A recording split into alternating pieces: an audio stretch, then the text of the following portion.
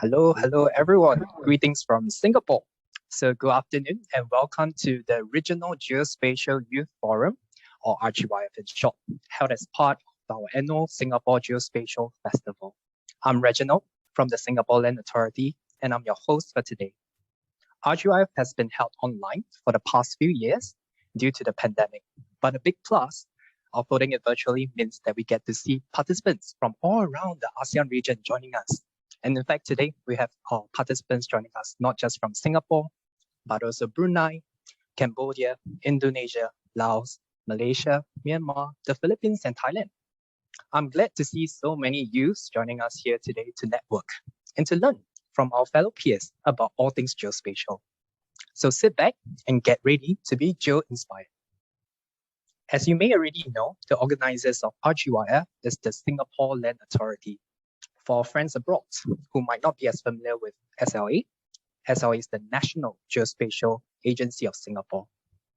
This is the fourth iteration, the very fourth year we are organizing RGYF to build interest, awareness, and a community around geospatial professionals among youth worldwide.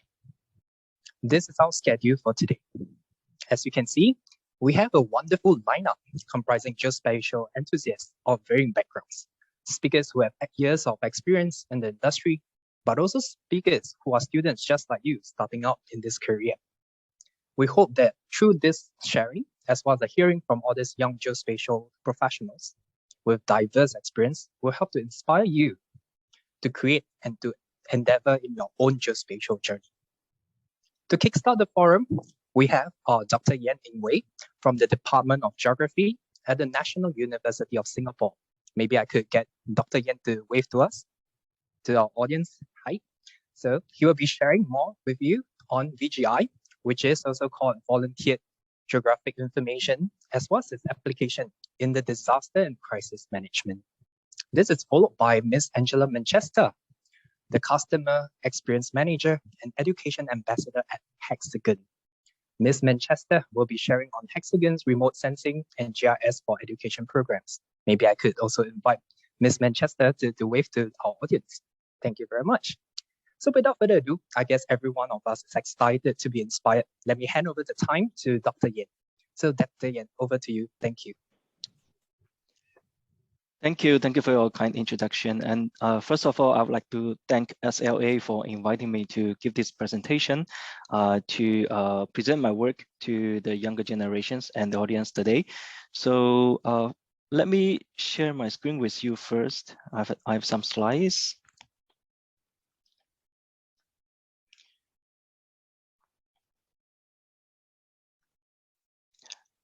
Can you see my slides? Yep, we can see it very well. Okay, good afternoon, everyone. So this is the topic for my presentation, volunteer geographic information and its applications in disaster and crisis management. So this is my PhD's research topic, and I have also been doing this for more than a decade. So let me share the outline with you. So there are 2 points here. First, I'm going to introduce you what VGI is, and I'll talk about the applications of VGI in disaster and crisis management. So let's look at the first one. VGI, or Volunteer Geographic Information, was coined in 2007 in this journal article called Citizen as Census, The World of Volunteer Geography by Professor Michael Guchow. Professor Michael Guchow is a very famous GIS scientist in the geospatial field. And so this paper was published in GeoJournal in 2007. And it has been defined as the harnessing of tools to create, assemble, and disseminate geographic data provided voluntarily by individuals. It's characterized by the blurred boundary between the audience, information, the presenter, and the subject. So because the data can be generated by non-experts, so unlike traditional data, which are generated only by experts, VGI can be generated by anyone. So here's a timeline about the history of GIS. VGI was coined during this period between 1990 and 2010, so which is a user proliferation period of GIS. Okay, so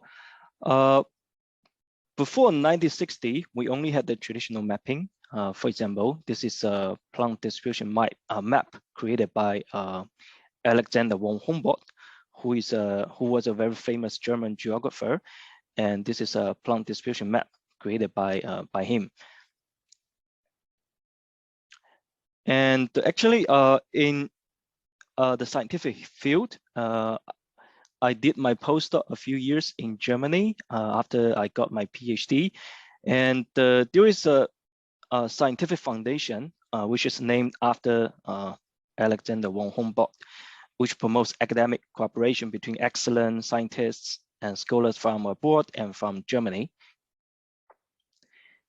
And after that, during this period, we had the GIS pioneering. We had the first computerized GIS developed by Roger Tennyson in Canada. And Esri, which is the company developing the commercial GIS softwares, was founded in 1969. And after that, we had the GIS software commercialization period between this period. And between the user proliferation period, we also witnessed the initial release of QGIS, which is the open source software, GIS software. And we also had the emergence of internet and web GIS during this period. And during the recent decade, it is an OpenGIS explosion period. Okay, we had the OpenGIS, we had the VGI. VGI is a part of the OpenGIS field because anyone can generate data as a crowdsourced. VGI is a kind of crowdsourced data. So now GIS is a multi-billion-dollar industry responsible for some of the most important decisions our Earth is facing. Okay. So this slide shows some VGI platforms. So there's a word cloud here. We summarized based on the articles published in the GIS field. And you can see that the most popular one is OpenStreetMap. And we also have some other platforms like Wikimapia. Wikimapia and OSM are similar platforms. They are both mapping platforms, allowing users to contribute and also download data from the platforms. And we also have some other platforms like Twitter, Flickr, Facebook. Those are the social media platforms. And Usahilio is also a crowdsourcing platform for supporting disaster and crisis management. OSM was developed by Steve Coast, who is an entrepreneur, and he was a student in UCL, majoring in computer science. He developed OSM when he was a student in UCL, and he's now an entrepreneur in the UK. UCL also facilitates the hosting of OSM. Okay, and as mentioned, there are two types of VGI. One is represented by OSM. The other one includes those social media data. So OSM is considered as a explicitly contributed VGI or active VGI because users actively contribute data to the platform to be used by others. And social media data are considered as implicitly contributed VGI or passive VGI because in most cases, social media users contribute social media data for mainly self-presentation, for sharing, for networking, but the main purpose is not for data sharing, but the social media platforms also provide APIs for academic purposes. I'm going to introduce that later. So regarding OSM, OpenStreetMap is very powerful in crisis management. So this is an example. This is Haiti, which is the Caribbean country. In 2010, an earthquake hit this area. Because of the lack of geospatial data for supporting the rescue activities, OSM mappers from all over the world start contributing data to the platform. So let me show you this animation. So on 12th January, the earthquake occurred. You can see the shining features, line features, point features, polygon features. Those are the geospatial features contributed by volunteers. So you can see that within just around 2 weeks, the whole area has been mapped out, which provided valuable data for supporting the rescue activities after the earthquake occurred. So so that you can see that OSM can be used for providing timely data. Okay, so OSM provides its APIs for users to fetch and edit data. So this is a OSM API, Application Program Interface. It also provides another API called Overpass API. So this is a read-only API. So you can only read data from it. You cannot do data editing with it. This is a German platform in which you can download data in shapefile format directly. You can use that with the common GIS software. So you can download those data generated by the general public and then import them into common GIS software such as ArcGIS and QGIS. So that was about active VGI. We also have the social media, which is kind of passive VGI. So social media data is especially useful in social science studies. Okay, because we have the worldwide social media users. They can social media data can be big data because the devices generating the data can be accessed anywhere, anytime. So it can be big data. We can use such big data for answering social science questions because they build the connections between human and events. Okay, between human and events. So crisis events, for example. Okay, social media data also provide real-time streaming data. And as a user, when you post social media data, you can also choose to publish the location information as well. So we can use the coordinate for spatial analysis. So social media data are usually commonly used in social science studies. So this slide shows the distribution of two types of social media data. One is Flickr, the other one is Twitter. Flickr is mainly a photo-based social media platform, and Twitter is mainly a text-based social media platform. But it also includes photos. Okay, so that you can see that those social media data delineates the boundaries, road networks, urban centers. So like this here, the urban centers were wow. So usually researchers combine social media data and remote sensor images, for example, the nightlight images, to conduct studies regarding urban activities. Okay.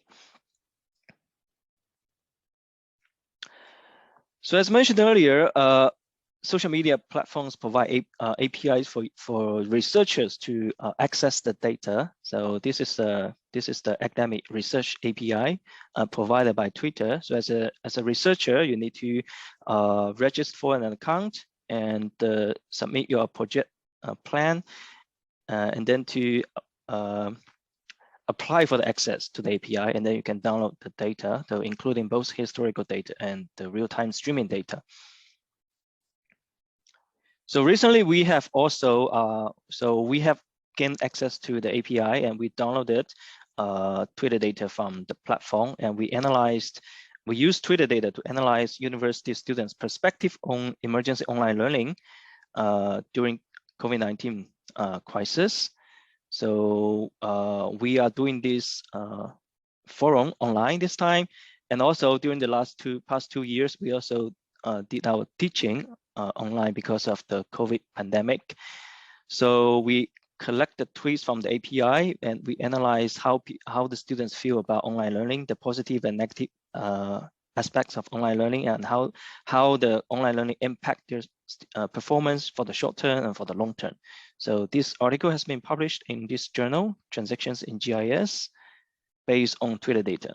So Flickr also provides its API for users to access the photos and the related text information to conduct analysis. Okay. This is a word cloud from my research as well. So in this figure, we summarize the terms that are related to VGI. You can see that the two most popular ones are user-generated content and crowdsourcing. These two are used often in the field of computer science. And in geography, we also use this. In geography, we also have other terms like new geography.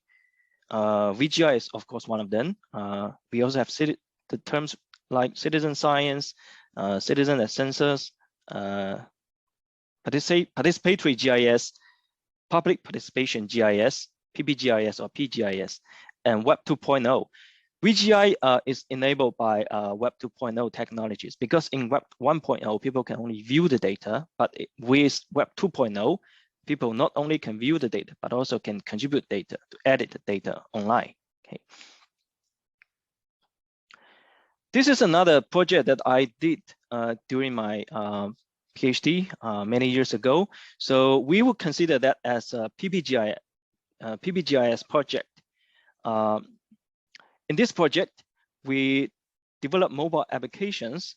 So we recruited farmer participants to conduct pest incident observation, and then they use the mobile phone to report pest incidents to us. And then we can analyze the pest distribution and pest density, etc. So because the participants were recruited, they were targeted recruitments. So we consider those as PPGIS project, public participation GIS project. So, but if we scale up the project to covering a big area to include more volunteers, then we will consider that as a VGI project. Okay, so this is the sense-making part of the project. We analyze the data in a spatial and temporal way. Okay, and then we disseminated the pest management information to the participants. Okay, so when we scale up the project, we can enable volunteers from all over the world to generate pest information for us. So in this study, this is another study, we used pest observation data contributed by volunteers from all over the world, including those using our mobile apps. So we use the pest instance data generated by them to model the distribution of the pests in a global scale. So this map shows the global distribution of pest species richness in the current climate. And this is a figure showing the distributional changes of the pest species richness under 4 climate change scenarios. And red color indicates increase in species richness, and blue color indicates decrease in pest species richness in future climates. Okay, so these studies are based on the data generated by the general public. Okay. So this slide shows the number of journal articles published in the GIS field after the decade since VGI was coined by Professor Goodchild. So you can see that in 27, the term was coined. We had the first paper about VGI, and in the following decade, the number of articles has been skyrocketing, and the different colors here represents different journals. So we have the articles published in multiple journals. You can see so VGI has become a popular research topic recently. But most of the studies were conducted by North American and European researchers. Some of them are from China. The journal articles are published in China, and there was a small dot here in Singapore. I think these are the articles published by myself. Okay, so here. We also have some from Indonesia, Australia. Okay. So as mentioned, the topic was coined by Professor Goodchild, and this figure shows a scientific network, authorship network of researchers conducting studies related to VGI. And different colors here represents the locations, the countries the researchers are associated with. And each point represents a particular researcher in the field. Okay. And for example, the purple color represents researchers from Europe, and green colors represent researchers from North America. So you can see that the network here, and the size of the circle here represents the number of citations of the paper. So this one is highly cited because it's the first paper about VGI. Okay.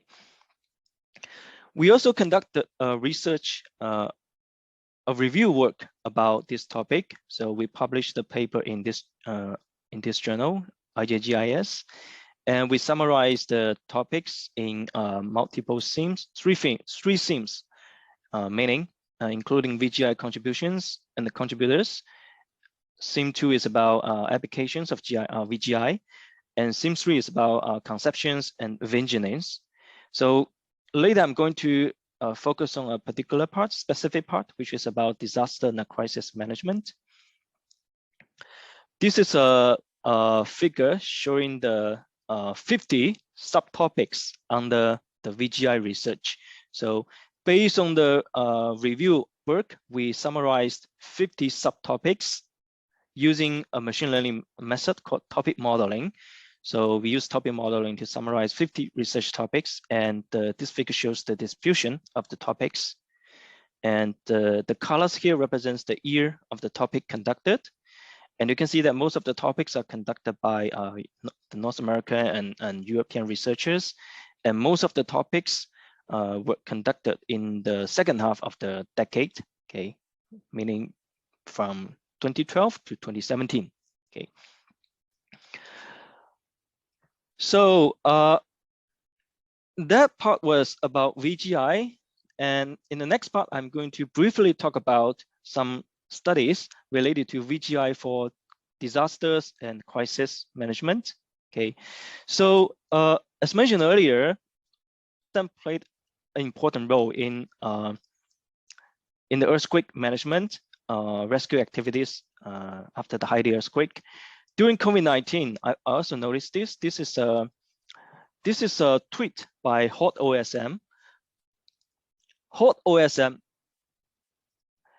is an international team dedicated to humanitarian action and community development through open mapping.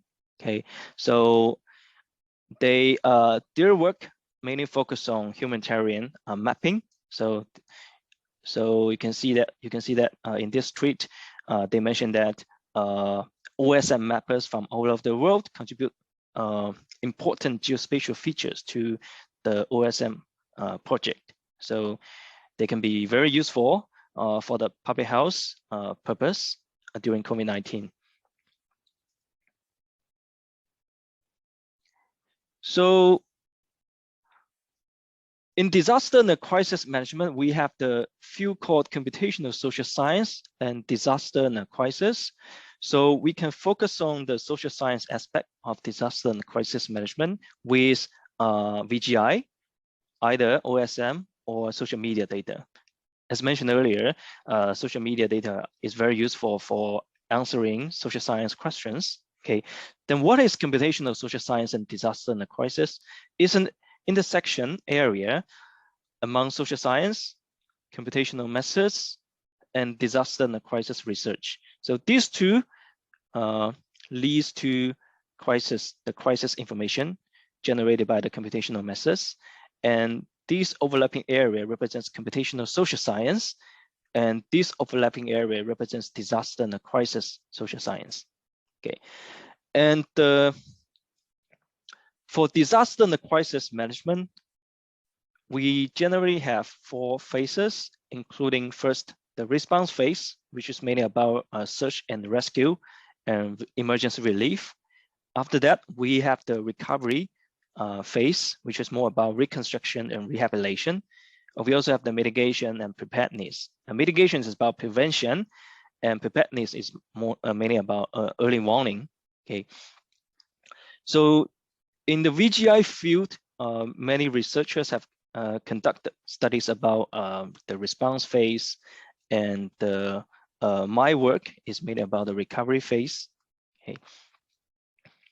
This is an example. This is by a researcher in the field. This is a river. This is Germany. The study area is Germany. And if you look at the figure on the left, you can see that the blue part represents the inundation area, and the legend here shows that the inundation depths. Okay, so this map was created using traditional sensors, the physical sensors. However, on the right side, we have the inundation area and depths generated using social media data. So the researchers collected Twitter data and Flickr data. They use the photos from the social media platform to estimate the inundation depths and the spatial extent of the inundation area. And then this is the resulting map. And if you compare these two, we can see that the area here is larger than the area here. It's because with the traditional census, we are limited to the distribution of the physical census, but with social media data, we have the citizens acting as census, so the area is relatively larger because social media users are pervasive and they can be anywhere, so that they can so the inundation area mapped here is generally larger. Okay. This is a study by myself. So we also collect the Flickr photos, and then we classify the photos into tourist photos and non-tourist photos. This is San Diego. It's a city in the US. So we modeled tourist distribution using spatial distribution modeling using social media data and environmental layers. And then we were able to predict the tourist distributional changes on the crisis event. Okay, this is one of the crisis event in this paper. Okay, it shows the decreased probability of tourist presence due to public transportation breakdown. Okay, in this study, Flickr photos was used. And in recent years, we also have done another study. So this is a study about emotional responses through COVID-19 in Singapore. In this study, we collect the Twitter data as well. We also use the Twitter data. So this figure shows the sentiment, the time series of the sentiment levels in different categories before COVID. So this is 2019. This is a before COVID, pre-COVID sentiment analysis. And this is a situation during the COVID-19 pandemic. This is 2020. So we had the first outbreak of COVID-19 around this period. And this is for Singapore, the study area is Singapore. And you can see that during March, and you can see that there was increase of fear. If you look at the legend here, there was an increase of fear emotion here.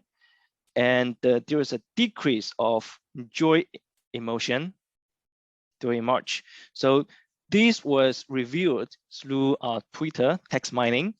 So the general public sentiments can be reviewed through Twitter text mining.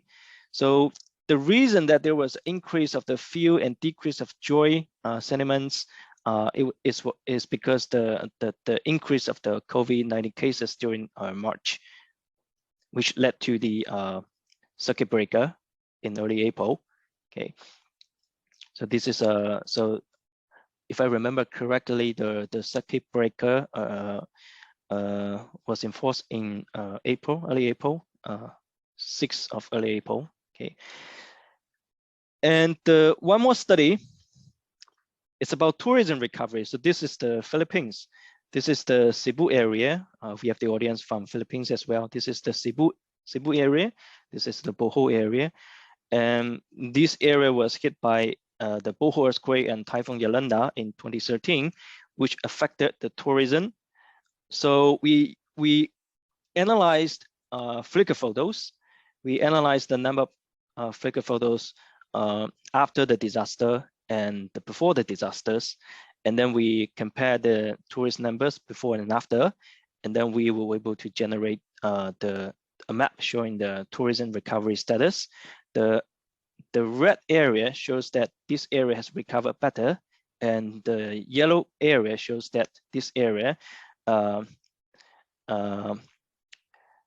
is less recovered compared to the red area. Okay, so this paper is also published here.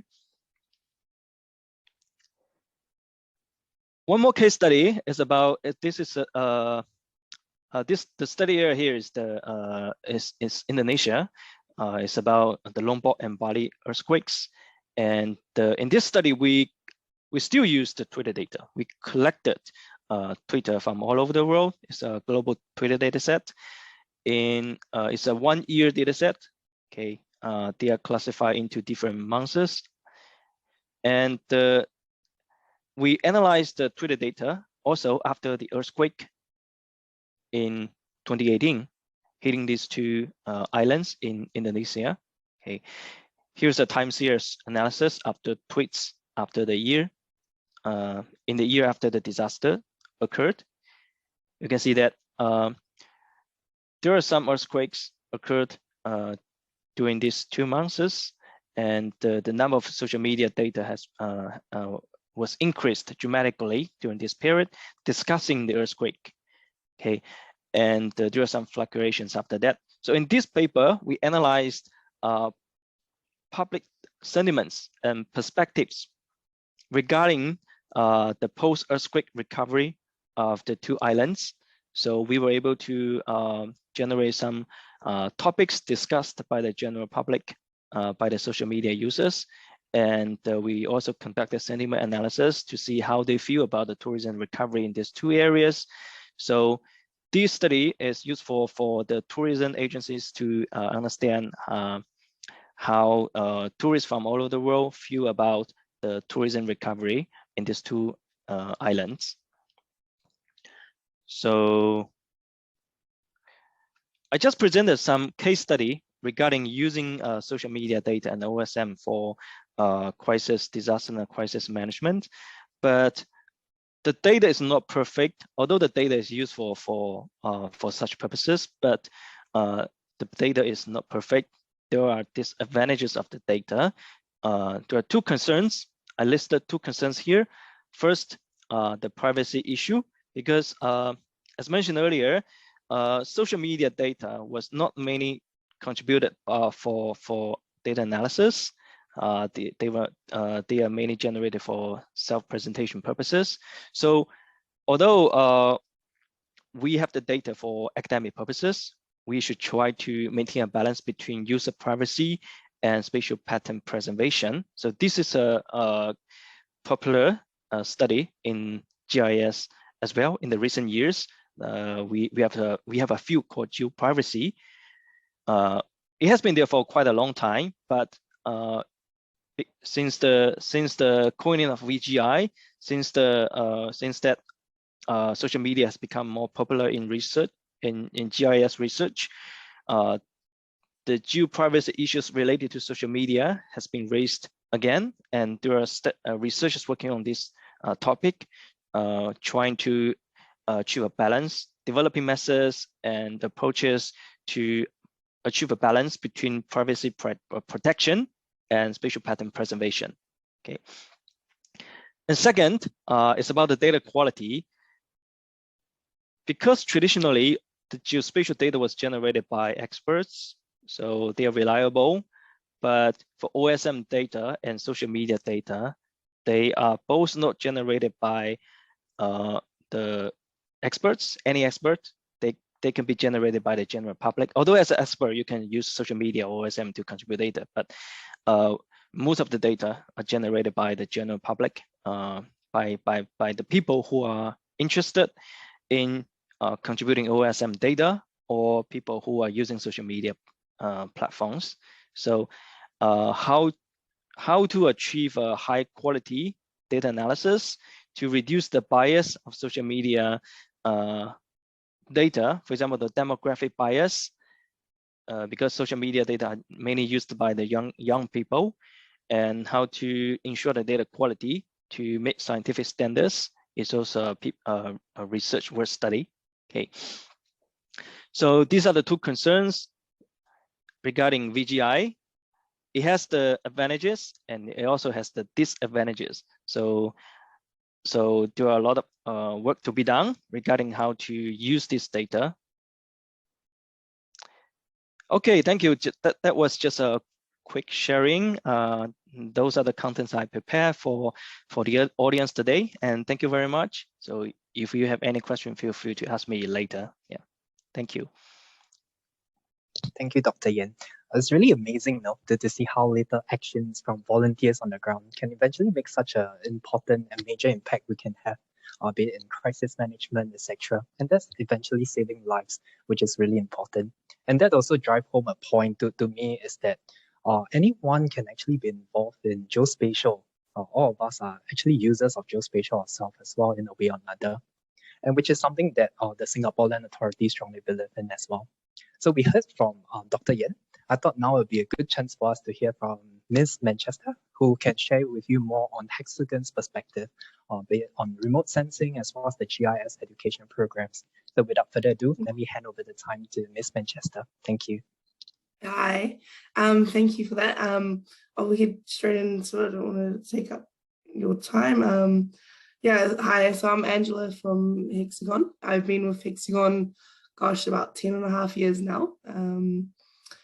I originally started as the remote sensing GIS desktop technical support. So, anyone using the software, any issues with the software, very technical training. And then over the 10 years moved right through, pre-sales, training, now customer experience. So my job is really understanding, how our customers use our software and what they really want from us. So I'll get this started, and yeah, happy to answer any questions at the end and in the Q&A session. Okay, so what I'll do is, if I can minimize this, yeah. Okay, so everyone can hopefully see my screen and hear me okay. So I'll just run through our education programs for remote sensing and GIS. The point of this presentation is really just to share with universities and students what's available to you, and just really, value add. Like, you might already, most universities are already with us, so we want to make sure that everyone's aware of what's available to them, what's possible. So I'll go for a quick introduction. Remote sensing, GIS programs, touched on very shortly, briefly, Map Enterprise and Luciad platforms. The core free Imagine essentials we offer, some student stories, and also summary of what we offer students. So what is our education program about? It's a simple, flexible package. We've repackaged it in recent years where it's now one of two portfolios. It's remote sensing or it's GIS technology. We've done this because we find when you teach the program, it's either remote sensing or it's GIS, or you could buy both.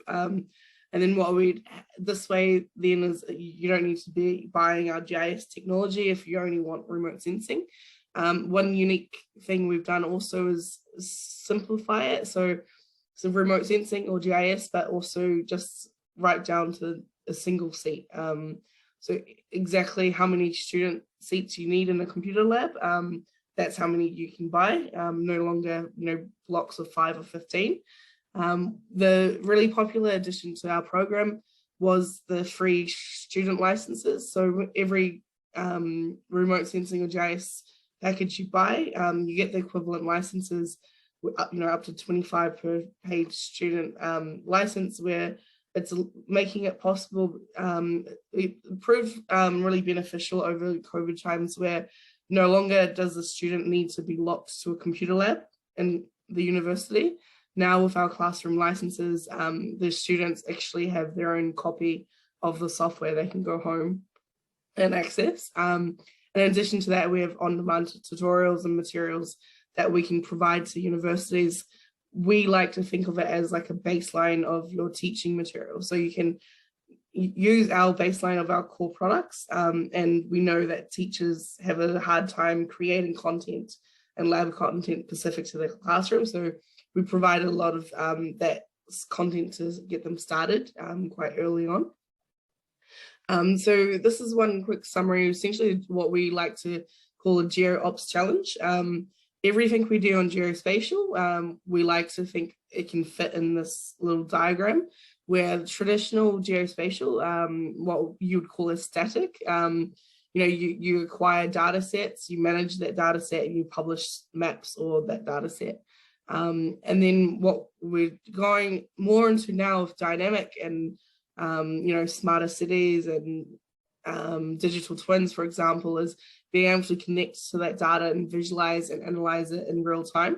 So it's moving into the dynamic range. So in the far blue is what we call traditional static or data production.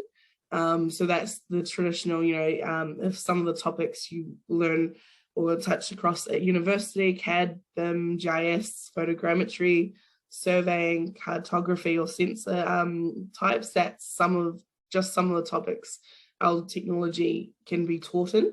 On terms of market segment or industry, on the right hand side, you're looking at roads, transportation, aviation, defense, maritime, government, industrial. So those are the real world examples the technology uses. You can see here the difference between static data and then being able to act on that in an operational sense. So here we move on to sort of what we call smart digital reality. So again, it's the same thing. On the left-hand side is that static and geospatial, and then on the right is operations. So here on the left side is what we'd call traditional products. So this is where our remote sensing and GIS packages come in. Geomedia and Earth Us Imagine. We have a whole list of other products as well. So end users, remote sensing, GIS, and photogrammetry. And then on the other side is we're going to products like MapX or Map Enterprise, Luciad. Here where it's really no longer about static maps, but really dynamic visualization. So there's a lot of changes in there. Really it's down to exactly what you want to study, how you want to use the technology, and what you use it for. But the main intent here is it's a full spectrum of location intelligence platform products, platforms, and solutions. The intent is to really, pick out what parts of the technology is useful for your research topic or your user stories in the university, and then we hope that our technology enables that study. So our website's changed a bit, so we've merged with our SI division, so support si.hexagon.com. We have a generic community website that's open for everyone. This here is user community, so all of our products, I really strongly, if you're using our products, strongly recommend everyone get engaged and use it. Yeah, really useful getting input from other users all over the world. And then this one on the right hand side, it's called the Geospatial U membership. So this one here is restricted to really, it's intended for only the professors or the people actually teaching the courses. But once you request access to that, you'll be able to access content we've written ourselves in-house.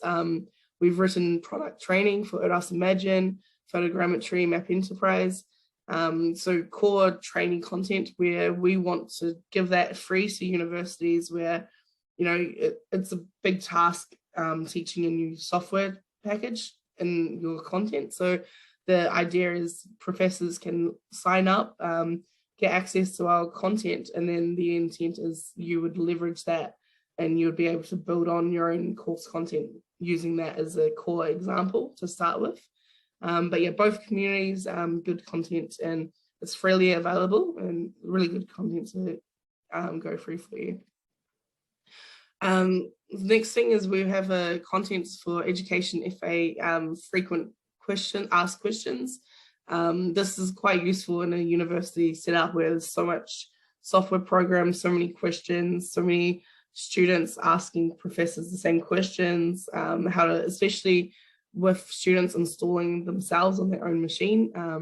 So we've collated a whole list of questions that are frequently asked, and we've created content that hopefully universities find useful. So it really help guide them to licensing, Earth Us Imagine, Geomedia downloads, where to go to find additional training, free training documentation with some programs and case studies for that as well. And some links. So the intent is we really want to make it easier for you to be able to teach the software in your classroom. The core package, so what people know us from here, remote sensing for EDO. It contains, obviously, based off Imagine Professional. So Imagine Professional's top tier includes Advantage and Essentials. It's really professional level, hyperspectral, spatial modeler, classification, deep learning, artificial intelligence tools. So we'll go into more here, but that's a core functionality is spatial modeler and deep learning. So deep learning models for, feature extraction from imagery is becoming quite popular. So here, I won't go into too much detail, but with an ODAS Imagine as well, some people may not be aware of it, but it has the ability to display point cloud data in 3D. So this would be from any of those scanners. So it can be used cross industry and cross schools. So, you've got surveying or planning or engineering that finds point clouds quite useful. ODAS Imagine has a full editor and viewer within the software. So before, you may have known ODAS Imagine as just the imagery software. This you'll be able to leverage it for point clouds as well. You do everything from classify points, to the ground, you view in 3D, a whole list of things. And then the main thing here as well is you can push it into a spatial model. And then that's really leverages the capabilities for that as well. So I'll go through on that. So that's just highlighting what's possible under the remote sensing package. So you could imagine how many topics or units this data may be useful for. Okay, hyperspectral image analysis can be quite popular as well. This is just an example of what's possible in Imagine. Very useful if you've got any topic for hyperspectral imagery. Very interesting stuff, what it can pull out, but the software does that for you as well. So spatial models, one of my favorite tools in our entire Hexagon suite really is spatial models, where the analogy is it's a Lego box. We provide a box of every single geospatial operator or process tool you can think of. You can build some basic GIS or remote sensing tools. If you get really advanced, and I've worked with some universities before where they've created custom, indices or custom formula where you could actually create that in your spatial model. So depending how heavy your research is, you could really create essentially a tool that models your research output and criteria. So it can be as advanced as you would like it. It's a blank page, so there's really no limit on the potential there. The limit is really, the creativity and the research capabilities on that. So it's quite powerful stuff. The main thing is, we give the box of tools, and then we really want to empower universities to take that and then create some really amazing tools for the industry. So yes, hopefully some universities can come up with some quite unique tools for that. And then going through here, so to geospatial services, right? Here again, this is using SAR as an example, but the main intent here is, you could, once it's a spatial model, there's other software you can actually publish it over the web, make it publishable there, and it's deployable anywhere. So this is using some of the SAR imagery pairs and statistics from that as well. This is quite useful too as well, Google TensorFlow. So this is machine learning principles. So if there's any classroom topics touching on Google machine learning or TensorFlows, it'd be good to see some of those example models pulled into ODAS Imagine, where a common example would be batch process many images and try to machine learn and pull out certain features of interest. So go for a whole list of files of imagery and try to pull out airplanes or cars from the imagery. So using Google's TensorFlow. So this is free open source software, Google TensorFlow. We've been able to leverage that capability. You can pull that into ODAS Imagine. So the idea here is I would like to see our software not just used for remote sensing, but crossing paths with the computer programming, for example. Crossing paths with computer programming, computer science, and really showing examples of machine learning and what traditionally would only be in remote sensing department. One cool feature here as well, DSM extractor. This is sort of a semi-new product. You can pull out semi-global matching algorithms, so it's much faster and denser surface generation. So if you've got from stereo imagery. So this is part of the remote sensing package. So it creates some really good data sets. So if you've got overlapping, parallel pairs and you've got photogrammetry, you can really generate some really good data sets from that as well. Again, it shows it can create the encoded point cloud files that I've shown earlier that you can edit from. Remote sensing. So here's a summary of remote sensing for EDU.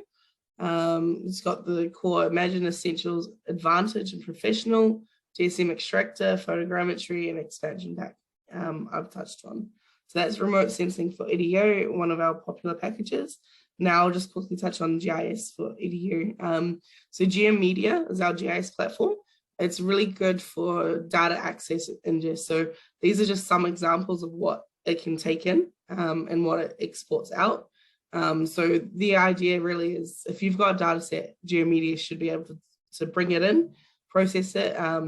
You can pull in, web services, for example, or, you can export out to, file geodatabase or another. So it's quite open in that context. The popular thing here is spatial models. Spatial models are shared across both remote sensing and GIS. So the intent there is really sooner or later you would expect to see a geospatial application, no longer determined between differences between imagery and GIS. Should be all just one core package. Again, some good network management tools. Some really nice examples GeoMedia can manage from that, and GIS. Layout and printing is quite nice and useful as well. And this is a summary of what's available in the GIS EDU package. So GeoMedia Professional, Motion Video Analysts, Transportation, and Advanced Collection. Just want to touch quickly on Map Enterprise. Essentially, we've taken all our core technology and created an enterprise suite where you can create desktop, web, or browser applications from the same one. This is one example where we've did a project in Kenya. Multiple nations went through and then used the map portfolio for sample applications, mobile applications for that. We also have Lucid portfolio. It's possible for a set of APIs as another option. So this would be for universities who want to teach coding and using SDK technology. This is from the original diagram and the visualize diagram. This is the operation side, so visualization of the tools, going through and going from that. So this is one of the favorite points of mine. Imagine Essentials. We can provide that essentially free for all universities. So it is the very lower level, it's the entry level tool of Imagine, but it's free imagery analysis software for universities. So we do offer that for universities, and it's just an entryway into Imagine into universities. So it does do quite a bit of image visualization and data conversions from that. And again, it's free to any qualifying university for that. One thing we also like to do, we have many blog posts. So any universities using our software or technology, we have a whole education team and blog writers. So we really would like to hear from you if you're using our technology. We just want to hear your story. So that's one core thing we like to hear from you. So yeah, this is a summary of the benefits to make sure that everyone's aware of for us. GIS or remote sensing programs, a university can come and only purchase one seat, for example. So it's really, we've tried to leverage and cut it down so it's more approachable and more tangible for universities. We have the free student licenses with every purchase, so every student can go home, install software, and study from home, as we've seen during COVID times how crucial that was. Free Imagine Essentials to all universities. We give all the free training content and resources. So we've written training courses on our software where we can give that to universities for them to adapt from. We have all the community pages, flexibility of learning, given Hexagon's wide range of software and wide range of licenses, and also the free student licenses.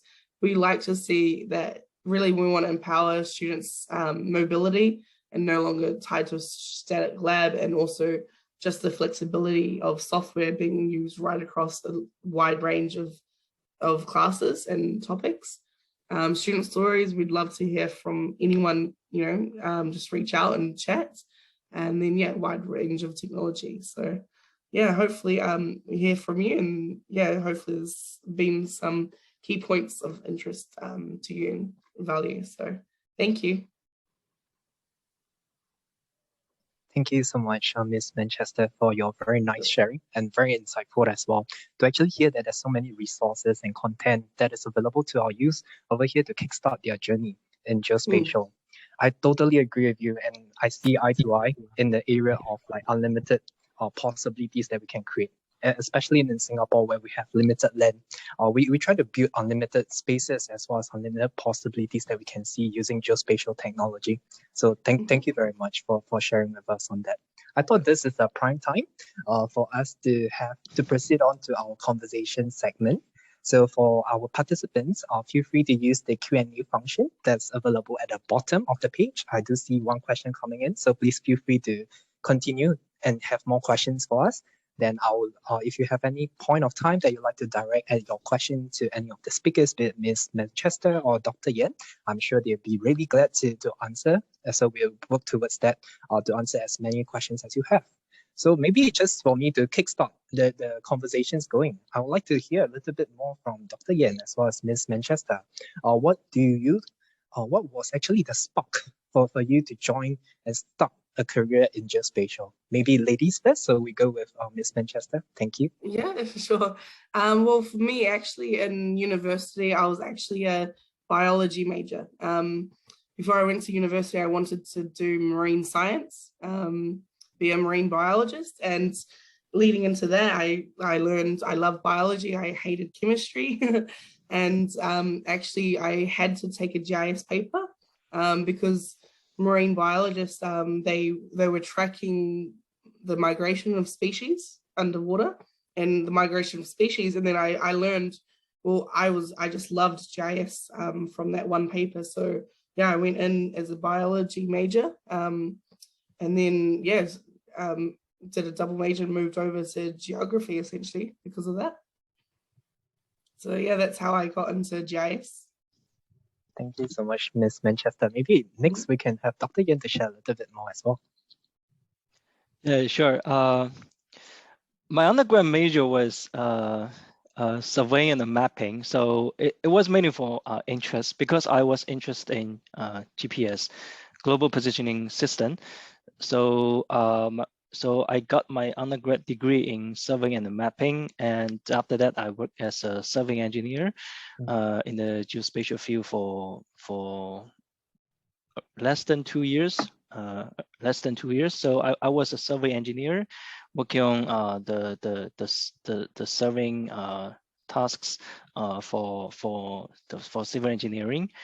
And after that, because I learned that in geospatial field we have the area including GIS, surveying and the mapping, cartography, remote sensing. I also teach students this. We have the 4 subfields in the geospatial field. So after working as engineer for 2 years, I moved on to do my master's degree in GIS. So during my GIS period, I learned both GIS and remote sensing. Although I learned a little bit about remote sensing in my undergrad, I learned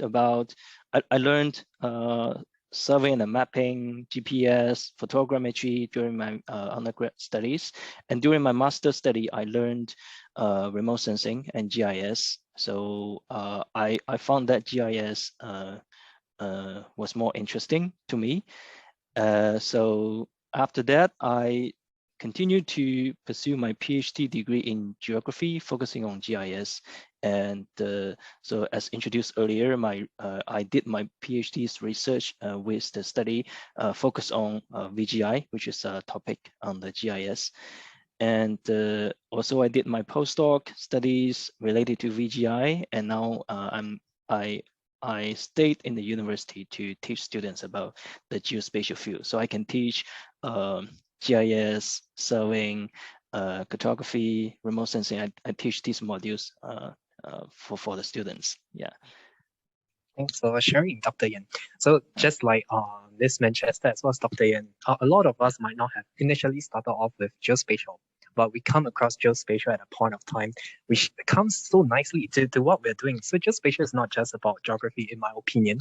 You can even branch into fields such as like engineering, biology, so many areas. So really fascinating, as well as a lot of unlimited possibilities we can open with geospatial itself.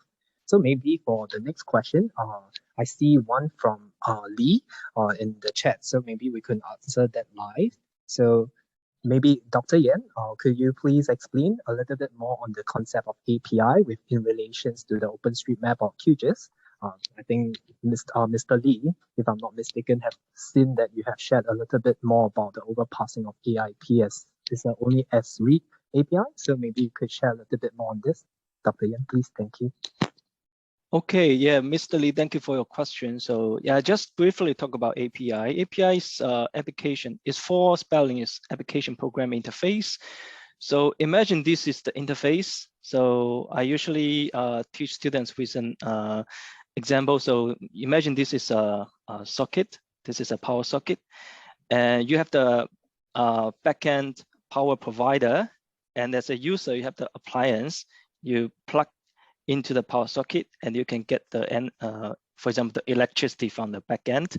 So for programming in GIS, we have the API. So it's an interface. So you use the interface to get the backend data and also the backend services using this API, using this interface. And you need to do some programming. You just need to use some simple codes to call the data, to call the services from the backend.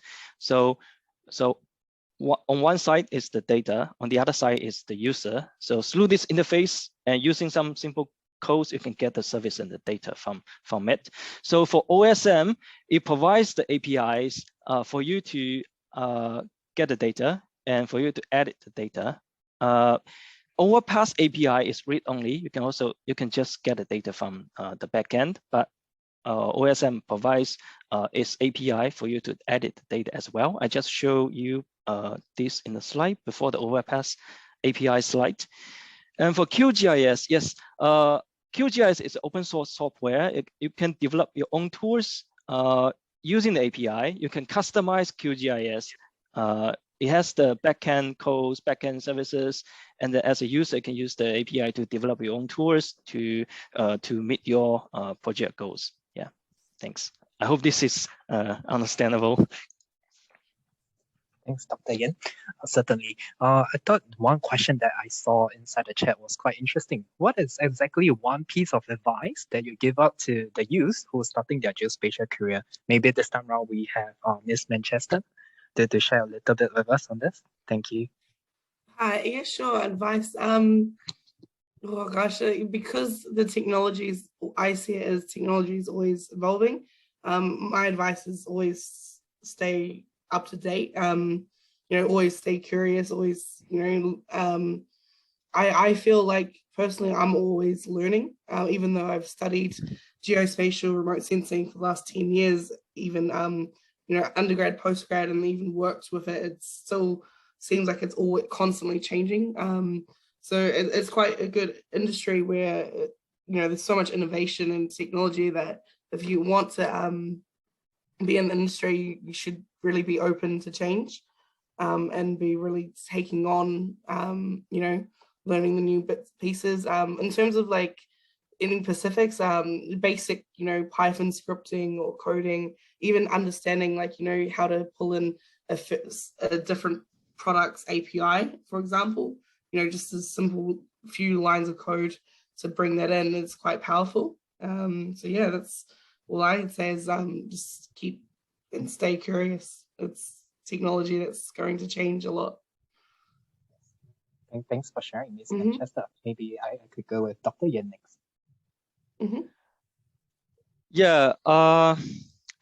So for me, GIS, the geospatial field, maybe the surveying part is it has a quite long history. But for GIS, I can talk a bit more. GIS is a relatively young field, and so I agree with Angela. Students need to stay curious, to open-minded, because it's a field that is developing very fast, and you have to learn a lot of things in this field.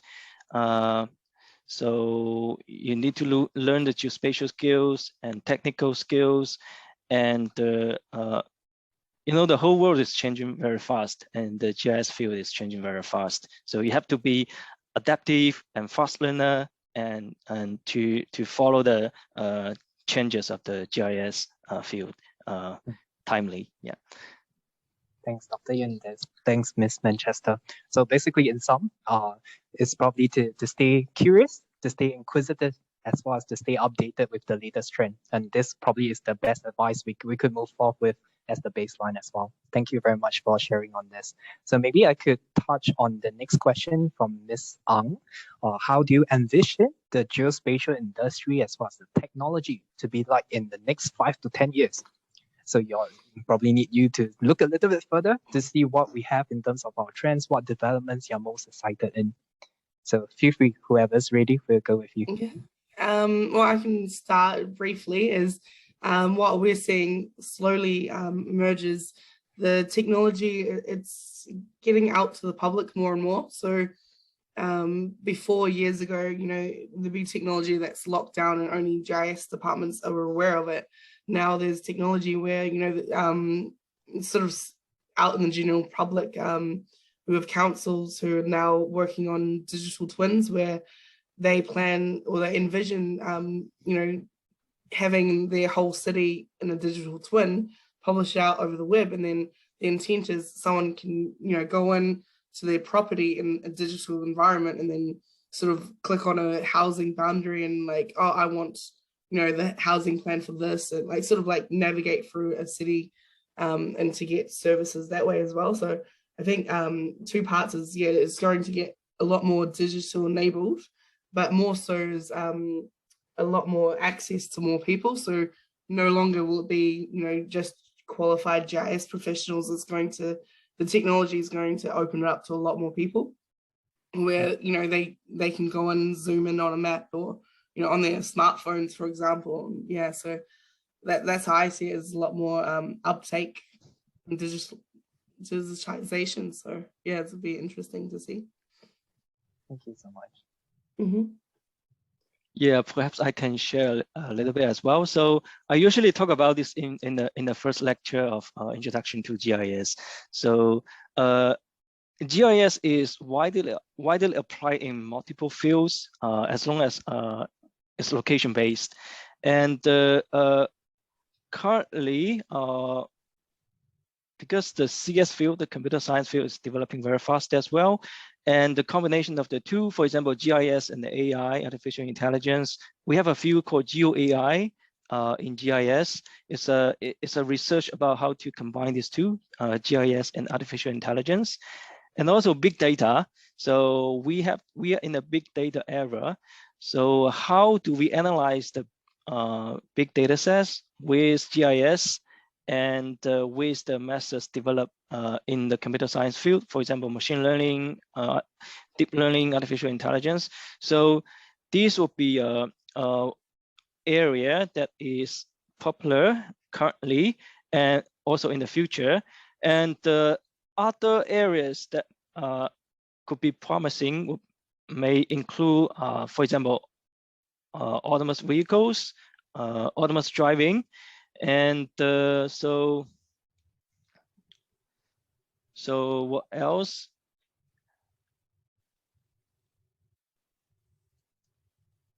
Yeah, I think that's pretty much of it. So AI, big data, autonomous vehicles, artificial intelligence. Yeah. Thank you so much to Yeah, both. it's very interesting industry where all those those famous words right now, the everyone's big data and AI and all that, is we're one of the industries that's we are touching across most of it. It was quite interesting to see. Completely agree. There's so many dimensions that we can see this movement in terms of geospatial technology in time to come. So really inspiring to hear from you, your perspective, what might be the area that you see potentially growing a lot more further. So actually at this point, I thought it would be interesting to tap on another question that we received from the crowd, which is on the case where do you have to be very technically savvy, such as doing coding, to become a geospatial professional? I'm sure Dr. Yen will be able to share on this, as well as Ms. Manchester, who can share with you the other perspective.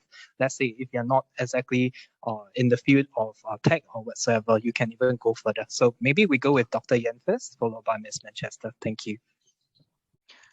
Yeah. So in general, I would recommend students to learn coding, to learn programming, because but it also depends on the project that you work on. If you just use software to analyze some data using existing tools, existing software, then should be okay. So if the software can handle your projects, but I generally recommend students to, if they want to be a professional geospatial specialist or researchers in the field, programming is an important skill. The technical skill is important because not all tools are available in the software, especially if you want to develop your own tool, your own algorithm. You have your own idea about how to implement a project, how to complete a project. It is possible that the tools are not available in existing programs or software. And some of the tools, some of the methods can be done using some open source programming tools such as R or Python.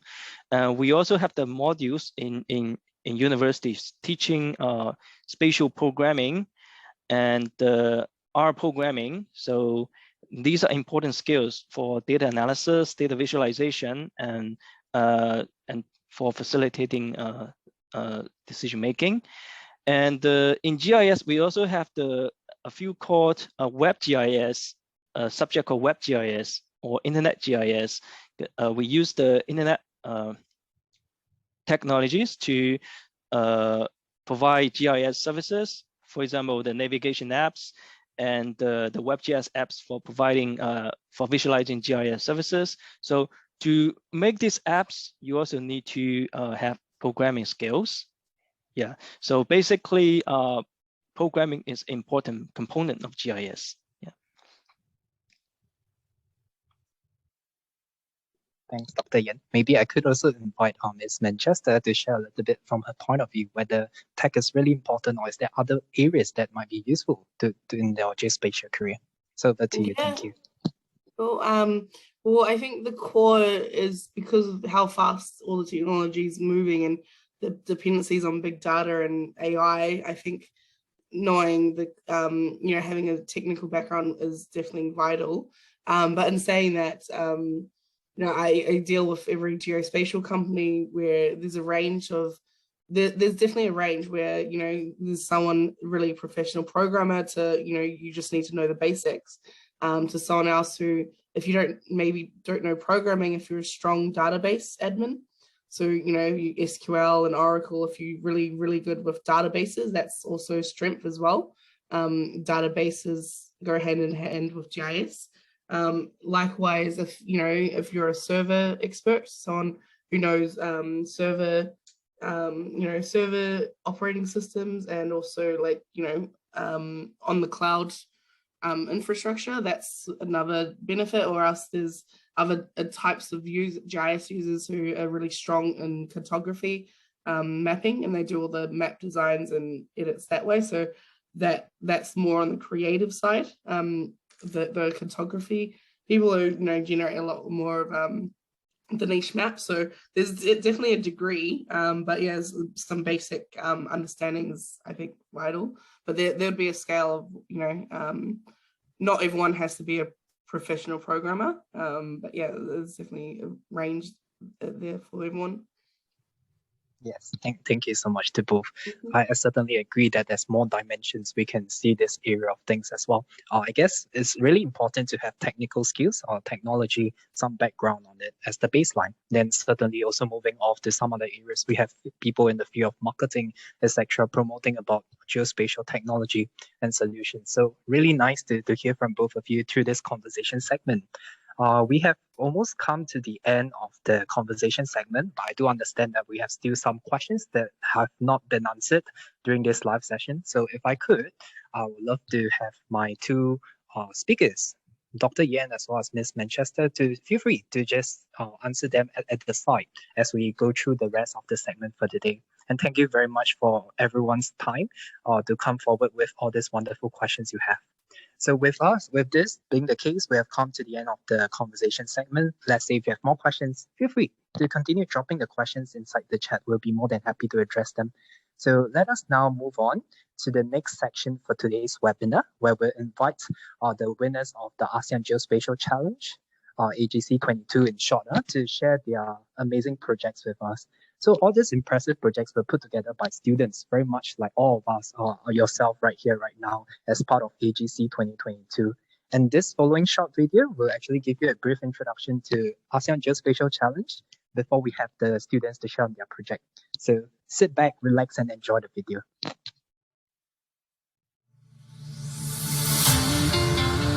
The ASEAN Geospatial Challenge 2022 Youth Edition brought students from ASEAN Institutes of Higher Learning together to use geospatial technology and information to achieve the United Nations Sustainable Development Goals, SDGs. This year's challenge was organized by the Singapore Land Authority and supported by geospatial agencies from Indonesia, the Philippines, Thailand, and Vietnam. Teams focus on geospatially addressing national and regional challenges, such as mitigating the effects of climate change and improving the accessibility of essential services. We are proud to have the support of the industry partners. Thank you to our partners. This year, we received a total of 27 entries from teams across the ASEAN region. Let's hear what our judges have to say. Truly inspiring works. They showcase the use of geospatial technology and geospatial thinking approach in solving real-world problems. I look forward to seeing more innovative solutions to be developed by our geospatial young talents. Many of the submissions are wonderful examples of how geospatial data can greatly inform public policy or land management decisions and create change to support the United Nations Sustainable Development Goals. The submissions this year are terrific examples of what I hope the geospatial youth of the future will continue to provide. The project showed an advanced understanding of the potential power of geospatial information, mastery in collecting and processing large geospatial data sources, and excellent, worthwhile applications that are meant to help the world be a better place. This shows me that the next generation of geospatial professionals is in a perfect position to make considerable social and global contributions using the common language of geography, maps, and data. Thank you to all our judges. Here are the winning teams. For the Merit Award, we have the Coastliner team from Diponegoro University, Indonesia, for the Simba mobile application. This application uses geospatial technology to predict and mitigate rock flood disasters in coastal areas, as well as disseminate information about social and environmental events in coastal areas. Next up, we have the YOLO team from Kasetsart University, Thailand, for their land planting mobile application, which locates empty wastelands and connects landowners and people who are keen on planting trees. The growth in tree planting will absorb carbon dioxide and leverage land management on wasteland. Year 2 DAE from Republic Polytechnic Singapore also won the Merit Award for their all-in-one mobile application, which consolidates information about COVID-19 hotspots and the locations and capacities of the nearest health facilities to maximize accessibility for the elderly. Finally, we have Team Sustainable Ranges from University of Indonesia, created One Map, our sustainability platform.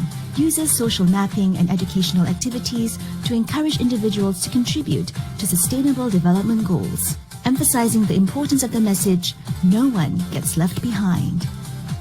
The Excellence Award goes to Team Powerpuff Geo from University of the Philippines, Los Banos. Their project showcases an interactive GIS map for easy access to prospective sites for mangrove rehabilitation, which could contribute to eradicating poverty and tackling environmental issues. Team Marlin from Burapa University and Chulalongkorn University, Thailand also won the Excellence Award for their project on how remote sensing techniques and GIS mapping can be used to identify marine debris locations to convert waste into everyday products. Last but not least, we have Team Marahuyo from Bicol University, Philippines, for their project on generating viable PUJ routes using the ArcGIS platform to revise the transport route plan of the province of Albay and the Department of Transportation in the Bicol region, maximizing efficiency and flexibility. And finally, the distinction award goes to Team Cassiopeia from the National University of Singapore, who used geospatial technology and data to locate unutilized urban green roofs to be converted to therapy gardens in DKI Jakarta and Singapore. Here are some words from Team Cassiopeia. It was truly a fulfilling experience. Through this project, we have understood the importance of data availability and accessibility, and their role in enabling innovative applications of geospatial techniques to solve modern problems. Congratulations to all the winners for their innovative projects. Go Geo Youth! We would also like to thank our supporting partners: Autodesk, Amazon Web Services, City Data, Esri, GeoConnect Asia, Grab, Here, Hexagon, Mogul.sg, National Supercomputing Center, Trimble, and Urbanetic. Visit GeoWorks today and connect with us.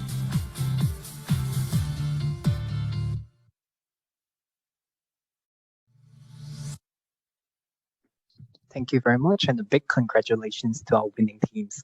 So today we are very blessed to have three of the teams who will be sharing with us live to share a lot more about their project that they have come together to put up with.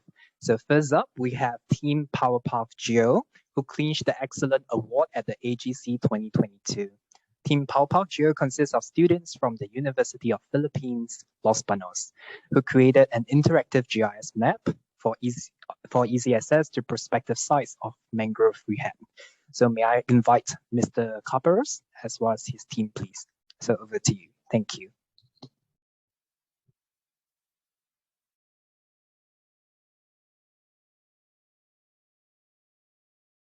So hello, good afternoon everyone. So on behalf of my PowerPub Geo group mates, I would like to thank the organizers of this regional Geospatial Youth Forum for inviting us to share our project Sulong Bakawan, as well as our experiences gained from developing our project idea to producing a remarkable output. So we came up with the Tagalog phrase Sulong Bakawan, because sulong means in Tagalog to advance or to move onward, while Bakawan is the Tagalog term for mangroves. This title reflects our aim to help with the rehabilitation and reforestation of mangrove areas here in the Philippines with the use of geospatial technologies. So mangrove forests are important in coastal regions since they serve a lot of purposes that benefit not only the fauna that live in them, but also the community around them. Unfortunately, in this past few years, there has been a decline of mangrove forest cover, and despite the rehabilitation efforts towards this issue, their survival rates are still low due to reasons such as having inappropriate planting sites and inaccurate selection of mangrove species. that often happen in such initiatives. Sulong Bakawan project is a project in collaboration with the general public, local stakeholders, and also scientists. It is created from integrating various essential attributes in one interactive GIS map that makes this project dynamic, innovative, creative, and easily understandable. It involves real-time updates among the collaborators, making it an important guide for developing mangrove conservation programs in the future.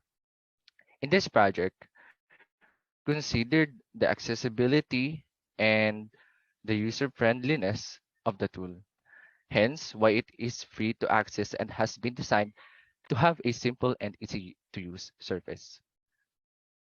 It aims to develop in determining available sites and compatible species for rehabilitation or reforestation projects easily and provide real-time update information to address existing conflicts with regard to site and species selection. The project is also deemed sustainable since it requires readily available geospatial tools or open source software such as QGIS and other open data of the target site that would be integrated together to create a universal instrument. For us to measure the long-term process or long-term success, we would include a management system in which the site would be further updated and calibrated every 1 to 2 months to improve its precision and accuracy. Further in the future, we hope to be able to apply the same concept to other site restoration and rehabilitation projects once the Sulong Bakawan project itself is more developed and has progressed in its efficiency and effectiveness. We as a group shared the same sentiments that this project has been an eye-opening and insightful experience. We were able to challenge ourselves to delve deeper into the existing issues that our society faces, especially the environmental related ones.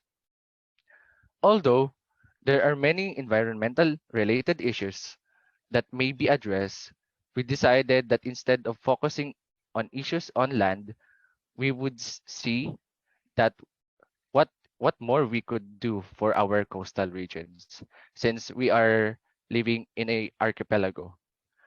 Doing so has led us to determine one of the problems at hand, which has then inspired us to create the Sulong Bakawan project as a solution. In crafting in crafting our proposal, we also considered the 17 United Nations Sustainable Development Goals or the SGDs. And our project proposal can support in achieving 5 SDGs, which are the SDG 14 or the below water and S, SDG 1 no poverty, SDG 2 zero hunger, SDG 8 the economic growth, SDG 13 climate action, and SDG 15 life on land. Apart from the technical aspect, we learned how to communicate and interact online through this project because we were unable to meet in person to plan and work on this project proposal due to the COVID-19 pandemic. We value technology even more now for facilitating our daily work and acting as a catalyst for change in order to produce a conducive environment for future generations.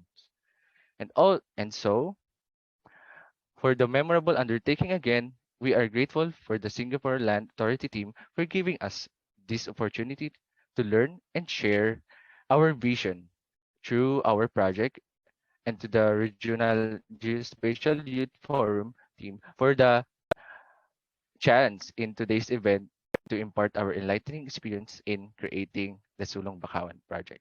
Thank you very much. Thank you, Coupers, as well as Team Powerpuff Joe. It's really nice to see how we can use interactive maps to problem solve real world problems, which is what the team has done. So next up, we will have Team Marahuyo, who was also awarded the Excellent Award at the AJC 2022. The Team Marahuyo comprised from students at the Bitcoin University, whose GIS model helped to revise as well as to update the transport route planning of the province of Albay and the Department of Transport in the Bitcoin region. As the team is preparing for their upcoming engineering license exam, they have kindly sent over a recorded video of their presentation. So once again, please sit back, relax, and enjoy the video.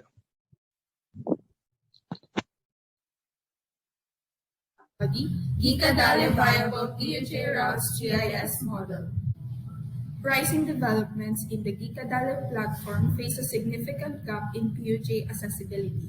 Some of its notable gaps are 1. Lack of accessibility to destinations, 2. Increased occupants and development of resettlement areas and destinations, and 3. Lack of jeepney terminals. In this context, there is a critical need for PUJ routes that highlights the destinations and resettlement sites to provide swift, viable PUJ routes.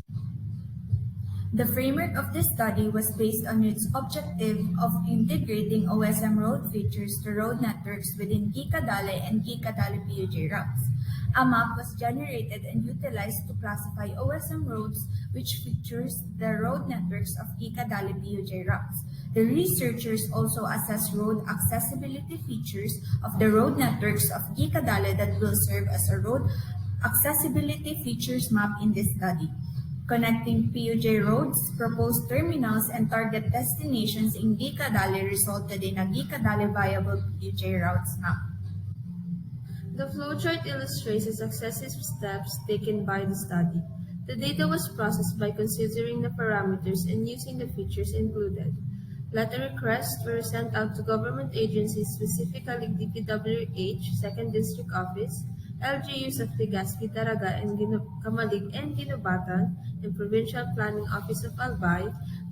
Primary sources were obtained through methods of route reconnaissance surveys by utilization of MyTracks, jeepney terminal survey, and geotagging. Secondary data, road shapefiles, and the study boundaries were sourced from credible online sources such as OpenStreetMap and the QGIS plugin QuickOSM, and data from government agencies. Flashed on your screens are on-site images during the conduct of route reconnaissance survey utilizing the application MyTracks. Here are samples of geotagged images taken from timestamp camera basic. Geoprocessing tool was utilized to intersect the edited Gikadale boundary shapefile and downloaded OSM road to narrow down the road within the study area and to preserve all overlapping data sets. Network Analyst was utilized to plot the geoprocessed road and Gikadale PUJ routes from recorded data. Shapefiles from the provincial office will be analyzed as well. Then geotag locations and converted points were inserted. Lastly, a buffer of 11 km was integrated centered at the location of Bicol International Airport. To gather additional information regarding the plotted data, the researchers utilized intersect tools.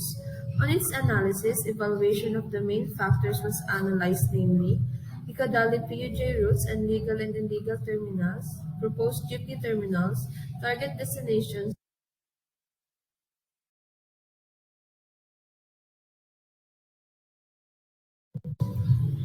To gather additional information regarding the plotted data, the researchers utilized intersect tools. On its analysis, evaluation of the main factors was analyzed, namely, Gikadale PUJ routes and legal and illegal terminals, proposed jeepney terminals, target destinations, and road infrastructures and development. It generated the Gikadale PUJ routes map and road accessibility features map. Consolidation of both maps with the parameters utilized will generate the shortest and alternative routes of Gikadale viable PUJ routes map. Parameters were utilized to guarantee appropriation to traffic guidelines. For road accessibility features, principles of Littman were inferred in relating to the concept of accessibility. For viable PUJ routes, the work of Morlock and Chang were utilized in which they highlighted the importance of flexibility in routes. Hence, the researchers employed shortest route and alternative route in the study. Lastly, parameters under the LPTRP were inferred in regard to maximum distance covered by viable PUJ routes, which is 35 kilometers, the maximum allotted length of similarity to current routes of 25%. To guarantee the least similarity, the viable PUJ routes of this study was compared to the shortest similarity among its common routes. The researchers obtained Kikadali PUJ routes through approaches sourced from government agencies and directly from route reconnaissance survey. The researchers categorized the PUJ routes based on its method, namely observational for MyTrax results and derived from secondary data. From this, the researchers were able to obtain the following results: derived versus observed. 23 routes for derived and additional 18 routes observed. 1 legal terminal and additional 49 illegal terminals unaccounted. It could be inferred that the number of observational Gikadali PUJ routes is greater than derived Gikadali PUJ routes. This will be utilized as limitations or road networks that are least recommended to utilize to reduce similarity with viable routes and minimize the possibility of congestion. Consolidated information for road accessibility features were road infrastructures, road development, and bridges. The following information determined accessibility features based on the principle of Littman in the identification of viable PUJ routes. For this, the researchers were able to obtain the following results: 14 road infrastructures, 14 road developments, 26 bridges accounted, and 105 kilometer posts. The road infrastructures and road development are concentrated in the municipality of Daraga and Legazpi City. Also, road infrastructures and developments for Guinobatan and Kamalig are only presented in the population areas, and generation of legally viable PUJ routes will cause possible congestion. And bridges are not good determining factor of road accessibility features, since all were recorded to be in good and fair condition. For the general objective of this study, the researchers obtained Gikadali viable PUJ routes through consideration of the Gikadali PUJ routes map and road accessibility features and the selected parameters. The identified proposed terminals of local government units were the starting points of routes, and the 4 identified destinations were the endpoints of routes. There were 27 generated viable Gikadali PUJ routes in total. For Taysan Jeepney Terminal, there is cited to be 7 viable PUJ routes. Legazpi Boulevard has no alternative route, and the route towards Bangkerohan generated an excess of 1.86 kilometers. For Kimantong Jeepney Terminal, cited to be 7 viable PUJ routes, and Legazpi Boulevard has no alternative route. For the Bangkerohan Jeepney Terminal, cited to be 6 viable PUJ routes. Bangkerohan Resettlement Site and Legazpi Boulevard has no alternative route. For Banyag Jeepney Terminal, cited to be 7 viable PUJ routes. Legazpi Boulevard has no alternative route. The researchers concluded that the network analyst is a potential tool for effective route design. Applying road accessibility features efficiently develop Gikadali viable PUJ routes. The PUJ routes in Gikadali is 23, but 18 more routes resulted from the route reconnaissance survey for a total of 41 routes. There were also identified 14 road infrastructures, 14 road developments, 26 bridges, and 105 kilometer posts in Gikadali. Lack of jeepney terminals led to the rise of illegal jeepney terminals, and the 11-kilometer buffer makes the Bicol International Airport its center to limit the generated viable PUJ routes in its study area. Also, the shortest route and alternative route suggested flexibility in route planning. the need for further road infrastructures and development. Overall, the generated Digadali viable PUJ routes was 27, resulting from 4 proposed jeepney terminals as its starting point and 4 target destinations as it ends point.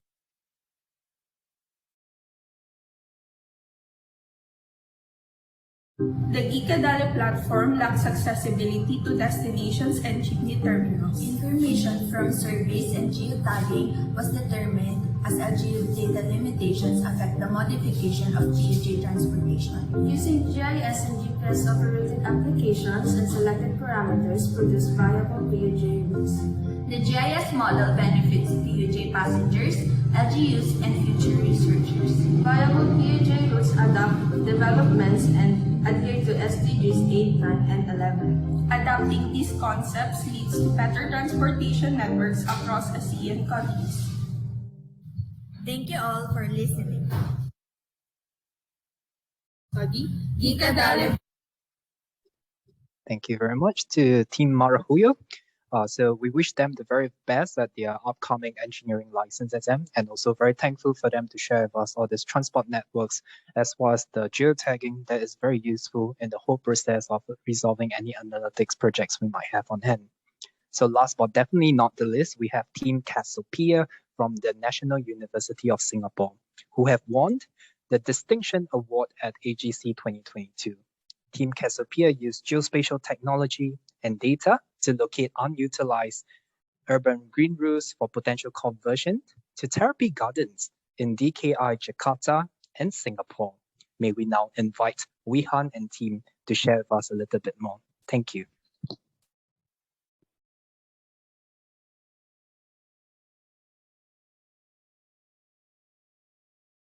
Hi. Yep. Okay, thanks, Reginald. So I'll just start off. So a very good afternoon to everyone listening in. Today, my group and I will be sharing with you our project titled Uplifting Greenery. So while the presence of the vegetation and greenery is imperative in the promotion of sustainable cities, highly urbanized cities such as DKI, Jakarta, and Singapore struggle with the challenge of limited ground space for the expansion or creation of new park spaces. Therefore, we embarked on our project, Uplifting Greenery, where we aim to propose potential locations for the conversion of urban rooftops into therapy gardens to maximize the urban residents' accessibility to green spaces in DKI, Jakarta, and Singapore. So some basic introduction. By 2005, more than 2/3 of you and I will be living in cities. But as urbanites with busy schedules, we often lead stressful lives, and this affects negatively our mental health. Therefore, could accessibility to green spaces be improved in order to mitigate this mental health issue? Here we proposed equitably distributed locations of unutilized urban rooftops to be converted to therapy gardens in Jakarta and Singapore. These two cities are similar in sizes, yet have very different levels of vegetation per capita and accessibility to these green spaces. Our proposed solutions thus contextualizes the proposed solutions as they are tailored to each city. We have also included a near and long-term solution, where the first considers the limited availability of resources, such as funding, in situating rooftop gardens that can maximally target the population, while the second displays ideal sites for the location of rooftop gardens in the future, where a greater proportion of people can be reached when presented with a greater availability of resources.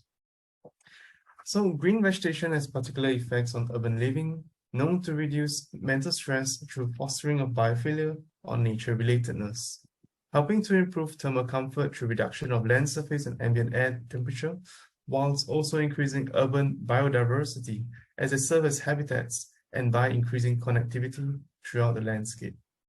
All this in turn helps to reduce mental stress, especially when green spaces are to be used for recreational and leisure activities. So here's some information with regards to DKI, Jakarta, and Singapore. So both cities have very high population densities, with Jakarta over 14,000 people per square kilometer and more than that of 8,000 in Singapore, while Jakarta's green space per person is much lesser at 2.3 square meter as compared to Singapore's 66.2 square meter. There are particular challenges of urban living that will exacerbate these land space constraints. The high rates of urbanization characterized by rapid population growth and urban densification is unwavering. And this will all lead to the scarcity of availability land spaces for green space construction. Therefore, we look up for inspiration and we see that there is untapped potential of rooftops that are currently underutilized spaces. They are particularly attractive locations as they are, after all, right at the top of buildings. So we think that they can be tapped on to increase urban green space provision and accessibility. So this leads us to a research question: can rooftop gardens be an effective solution to increase green space availability and accessibility in both cities? Let's hear more from Andrea to tell us on how we did what we did. Thank you. Thank you, Rihan. So to answer our research question, we first began by quantifying the existing distribution of conventional green spaces. So conventional green spaces are usually in the form of recreational parks. And we did this for both DKI Jakarta and Singapore. So for Singapore, these data were obtained from the official sources provided by the relevant government agencies, including NParks and URA. However, in the case of Jakarta, official data were not available. So we were only able to obtain this data from OpenStreetMap, which is an open source data platform. And moving on, we went a step further to quantify the existing green roofs by utilizing a newly developed open source code from the Roofpedia project. So through a combination of satellite imagery or raster and also raster analysis, and together with the deep learning and computer vision techniques provided by the project, we were able to detect the existing green roofs in both cities. So these detected green roofs are being excluded in our subsequent proposal of new green roof developments. And next, using a distance of 500 meters, which represents approximately a 10-minute walk, we assess the accessibility of residential buildings to existing green spaces. So this allows us to identify residential buildings that are outside of this predefined threshold of accessibility, and we consider these buildings as underserviced. So from this step, we actually identified more than 29,000 and also 37 residential buildings that we deem underserviced in Jakarta and Singapore respectively. And next, we shortlisted various types of buildings that we deem suitable for green roof development. And this yielded 120 and 47 potential candidate buildings in Jakarta and Singapore respectively. And lastly, with all these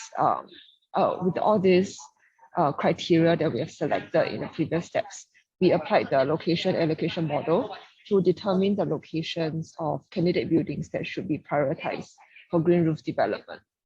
And if we move on to the next page, we can see some preliminary results of the distribution of green roofs and green spaces in both cities. So comparing these two cities, we can see that Jakarta has about 1,500 green roofs, and that's around 2.35 roofs per kilometers. And the park area ratio is 0.045. So that's actually relatively low. However, 86.9% of the residences are still found within a 500-meter buffer of a park or green roof. And comparatively in Singapore, we actually see 99.3% of residences being within a 500-meter buffer of a park or a green roof. That's actually considerably higher than Jakarta. And we can also see that even though Singapore, the land space is a lot lower, the number of green roofs and the density of green roofs are comparatively higher than Jakarta as well. And these few indications of the distribution of the green spaces have a lot of impact on our subsequent location allocation models, which will be elaborated by Hoi King. So to recommend sites for our near-term solutions, the location allocation model for both maximum coverage and minimum facilities was run for Jakarta and Singapore. So why we selected this specific condition is because for the near-term solution, we want maximum impact to be attained in spite of limited resources that may be available in both cities currently. Our recommended results for building selection is represented by big red circles in the map. So starting off with the case of Jakarta, 16 out of 47 candidate buildings have been recommended to service 5,761 residential buildings based on their geographical siting.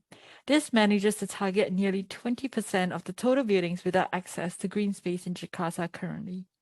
Looking into long-term solutions, where greater resources can hopefully be allocated to the creation of sustainable cities, we run the location allocation model again to achieve at least 50% coverage of residential buildings currently underserved by green spaces. However, the buffer threshold of 500 meters that defines the access to green spaces has not been considered in this instance, as not more than 50% coverage can be reached with a buffer threshold of 500 meters. 31 buildings have been identified as recommended areas for siting green roofs in Jakarta to serve 66% of currently underserved residential buildings, the furthest of which is within a 1,100 meter distance away from our proposed rooftop locations. Moving on to Singapore's case, the scenario for the near-term solution identified 3 out of 120 candidate buildings to serve this nearly 46% of the total buildings without access to green space. While looking at the long-term recommendation, 6 buildings have been selected to target 95% of our underserved buildings, with the furthest residence being 600 meters away from the proposed rooftop location. So though rooftop spaces can serve as potential locations to increase greenery provision, our project does carry several limitations. First, the accuracy of our workflow could have been limited by the lack of official data available, especially in the case of DKI Jakarta. Secondly, the accuracy of identifying existing green roofs could be improved by training the algorithm with the local green roof data of Jakarta and Singapore. Currently, our project employs the default training dataset that was provided by the developers of Roopedia. Lastly, our proposed green roof allocation was dependent on the assumption that potential buildings are publicly accessible, though the actual feasibility of our project could be very much limited according to the accessibility of recommended buildings. In conclusion, Southeast Asia as a region is experiencing rapid population growth and economic growth. This trend of urbanization exacerbates land cover competition, reducing the space available for green space expansion. With greater understanding of the benefits of urban greenery, rooftop gardens can serve as an effective solution to increase green space provision and its accompanying benefits to the urban residents. This is especially pertinent in the case of Jakarta, in view of the advantages that urban rooftop gardens can offer in attaining sustainable development. However, it is important to stress that rooftop gardens cannot be treated as a panacea for the problems tied to growing urbanization rates. In the long run, alternative solutions need to be implemented in order to better achieve sustainable urban development. With that, we have come to the end of our presentation and hope that we have managed to demonstrate the power of geospatial analysis in achieving sustainable planning for the future. Thank you. Thank you, Team Cassiopeia, for sharing with us on how we can use geospatial technology and data to locate some of the unutilized urban green roofs for potential conversion. Sustainability is definitely a way forward that we can foresee many of the directions where geospatial can come in really handy.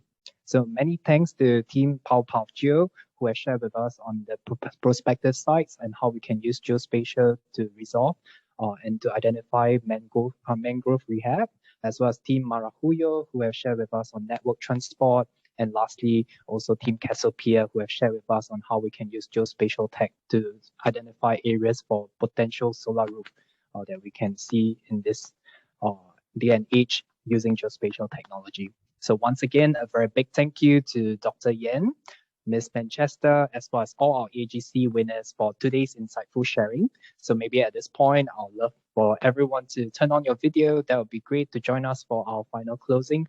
So indeed, today has been really, truly geo-inspiring for everyone. I believe that's the case for many of our participants as well. And we hope that the Regional Geospatial Youth Forum has provided you with a different view on how each of us can actually play an important role to this geospatial realm, be it in academia, the public sector, the private sector, all in all together. And even as youth, how you can play an important part to develop this geospatial arena.